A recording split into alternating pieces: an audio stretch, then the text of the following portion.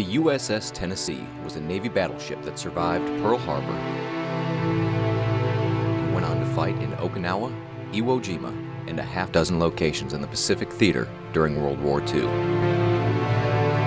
The men that lived and fought aboard the Tennessee saw some of the conflict's most fierce combat. Iwo Jima was one of the very worst.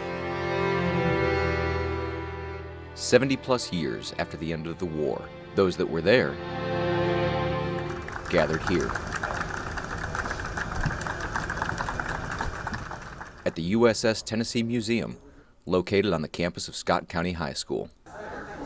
They came from all over the country to share a meal, share stories, and remember those Joseph W. Sower, who paid the ultimate price while serving beside them.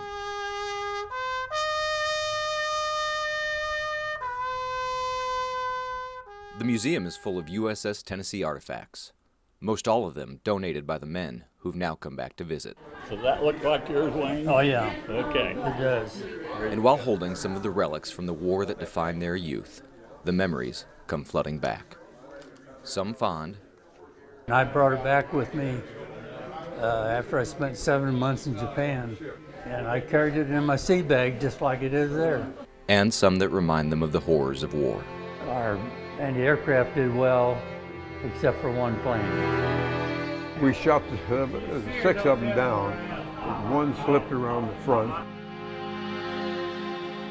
And that's where we suffered a kamikaze attack. Come in from dead ahead.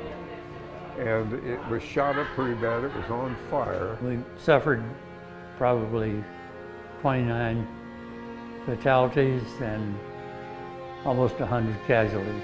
He was leaning up against the mainsail in a 10-foot pile of blood and no legs. And he died right there.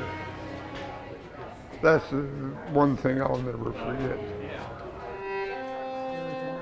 Their visit is also a chance for younger generations to hear from what many call the greatest generation. In the photograph, are you in the middle? Yes. You're on the left? We never moved because West Virginia was leaning up against us and pressing us up against the mooring. And those of them that are still left to tell those stories would tell you that the best way to honor their service is simple. So it shouldn't be forgotten. And this is one way of carrying on the memory of life aboard the Tennessee.